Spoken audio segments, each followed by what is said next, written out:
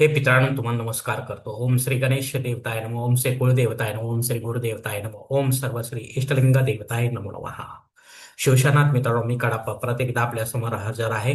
माझ्या धर्मकरम चॅनलमध्ये आपले सहर्ष स्वागत करीत आहे. मित्रांनो, या व्हिडिओमध्ये मी आपणास भीष्म कथा सांगण्याचा प्रयत्न करणार आहे. तेव्हा आपणा सर्वांना माझी नम्र विनंती की माझा व्हिडिओ आपण शेवटपर्यंत पाहावा आणि ऐकावा.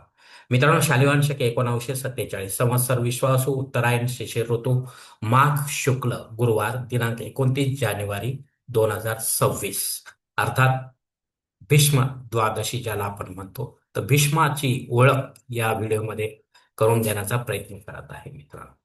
मित्रांनो, महाभारतातील हस्तिनापुरात शंतनू नावाचा एक राजा होता. त्याच्या पत्नीचे नाव गंगा होते आणि त्यांना देवरत्न नावाचा एक मुलगा झाला. देवव्रताच्या जन्मानंतर तिच्या वचनानुसार गंगा शंतनूला सोडून जाते. शंतनू एकटा राहतो. परंतु काही काळ गेल्यावर शंतनू गंगा नदीपलीकडे जाण्यासाठी मत्स्यगंधा नावाच्या कन्येच्या नावेत बसतात आणि तिच्या रूप सौंदर्यावर मोहित होतात. राजा शंतनू त्या कन्येच्या वडिलांकडे जाऊन तिच्यासोबत विवाहाचा प्रस्ताव मांडतात. परंतु मत्स्यगंधाचे वडील राजा शंतनू यांच्या समक्ष एक अट ठेवतात की त्यांच्या पुत्रीपासून होणारी संतान हस्तिनापूर राज्यावर राज्य करेल. अर्थात तेच अपत्य उत्तराधिकारी असेल तरच विवाह शक्य आहे.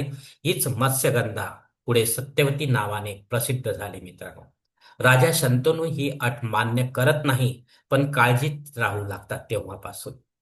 पण जेव्हा देवव्रताला हे समजते तेव्हा तो अविवाहित राहण्याची प्रतिज्ञा करतो आणि सत्यवतीच्या मुलांना राज्याचा वारसा देण्याची प्रतिज्ञा करतो. त्यानंतर सत्यवतीचा विवाह शंतनूशी होतो. मुलाचे कठोर प्रतिज्ञा ऐकून राजा शंतनू देवव्रताला स्वेच्छेने मृत्यूचे वरदान देतो. या प्रतिज्ञेमुळे देवव्रताला भीष्म हे नाव प्राप्त होते. मित्रांनो,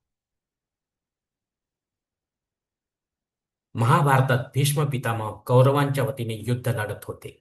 पांडवांना भीष्मांना पराभूत करणे अशक्य होते, कारण भीष्मांना जेव्हा ते करण्याचा निर्णय घेतात तेव्हाच त्यांना मरण येण्याचे वरदान मिळाले होते. युद्धात भीष्म पितामहांच्या कौशल्यामुळे कौरवांचा पराभव होऊ शकला नाही. भीष्मांना पराभूत करण्यासाठी एक योजना आखण्यात आली. या योजनेचा केंद्रबिंदू शिखंडी होता.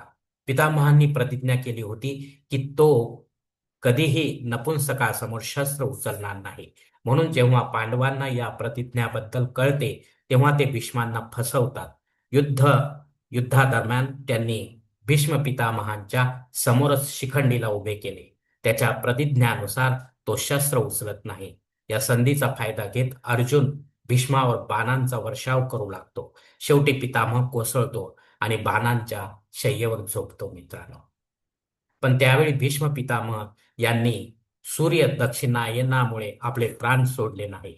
सूर्य उत्तरायण झाल्यावरच ते आपल्या प्राणाचा त्याग करतात. पांडवांनी या माघ शुक्ल द्वादशीला पितामह भीष्मांचे अंतिम संस्कार केले होते. या कारणास्तव माघ महिन्यातील शुक्ल पक्ष द्वादशी तिथीला भीष्म द्वादशी असे म्हटले आहे. मित्रांनो, धन्यवाद. मित्रांनो, याच ठिकाणी हा भीष्म कथेचा व्हिडिओ संपवत आहे. आपण जर माझ्या मताशी सहमत असाल तर कृपया माझे धर्मकरम चॅनल सबस्क्राईब करा, लाईक करा, आपले कुटुंब मित्रपरिवार असं शेअर करा. तसेच कॉमेंट्स बॉक्समध्ये आपले मत अवश्य नोंदवा आणि माझा पुढील व्हिडिओ आपल्यापर्यंत पोहोचण्यासाठी बेल बटन अवश्य दाबा. धन्यवाद. मित्रांनो, पुढील भेटीपर्यंत आपण खुश राहा, आनंदी राहा, प्रसन्न राहा. हरिओम. शिवशंभो महादेव.